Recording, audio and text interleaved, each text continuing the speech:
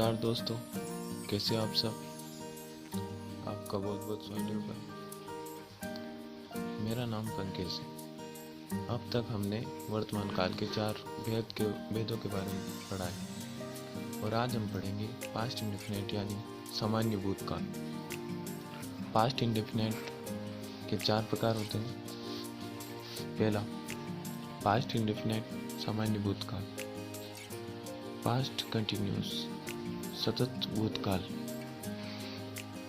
Past perfect पूर्ण भूतकाल। चौथा पॉइंट, पास्ट परफेक्ट कंटिन्यूस सतत पूर्ण भूतकाल। अब हम बारे में पढ़ेंगे। पहला पॉइंट है पास्ट इंडेफिनिट सामान्य भूतकाल। सामान्य भूतकाल के वाक्यों में था, थी, थे आदि आता है। जैसे एक वाक्य में था आया, उसने पत्र लिखा था, तो इसका आंसर होगा ही रोट ए लेटर। पहले हम इसका स्ट्रक्चर देखेंगे, फिर उसके बाद वाक्य बनाएंगे। सब्जेक्ट प्लस वर्ब में दूसरा रूप, क्रिया का दूसरा रूप प्लस ऑब्जेक्ट, इसका उदाहरण। अब उदाहरण देखते हैं। वह स्कूल गया था, तो इसका आंसर होगा ही वेंट टू स्कूल।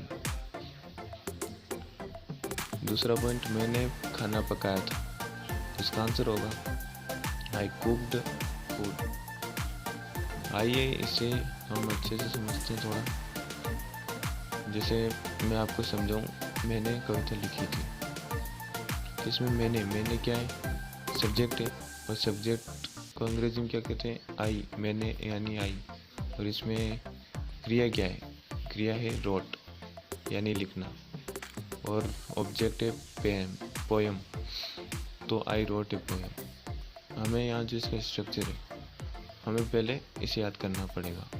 अगर हम इसका स्ट्रक्चर याद कर लेंगे तो हमें सारे वाक्यों को आसानी होगी पहचान लेने में, और ये किसका टेंस है ये सब पढ़ पाएंगे। इसका दूसरा पॉइंट पढ़ते हैं, पास्ट कंटिन्यूस टेंस सतत भूतकाल। पास्ट कंटिन्यूस के वाक्यों में रहा था, रही थी, रहे थे आदि आता है। आप पहले इसका स्ट्रक्चर देख लीजिए, स्ट्रक्चर याद कर लीजिए और स्ट्रक्चर देख लीजिए। इसका स्ट्रक्चर है सब्जेक्ट प्लस वाज या वेयर प्लस वर्ब में पहला रूप आईएनजी प्लस ऑब्जेक्ट। इसमें आप वाज और वेयर का प्रयोग को समझिए।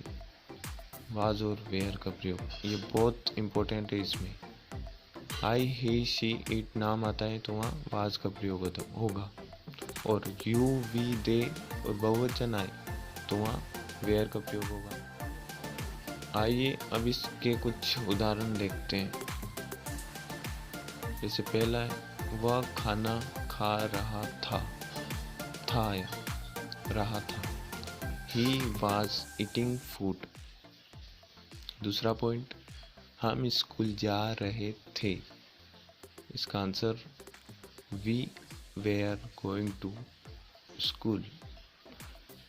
तीसरा पॉइंट, मैंने पत्र लिख रहा था, मैं पत्र लिख रहा था। I was writing a letter। चौथा पॉइंट, हम क्रिकेट खेल रहे थे, तो इसका आंसर होगा वी आर प्लेइंग क्रिकेट। पांचवा पॉइंट, रामू आम बेच रहा था, इसका आंसर होगा रामू वाज सेलिंग मैंगोज। ध्यान से देख लीजिए इन उदाहरण। आई होप कि आपको समझ में आया हो।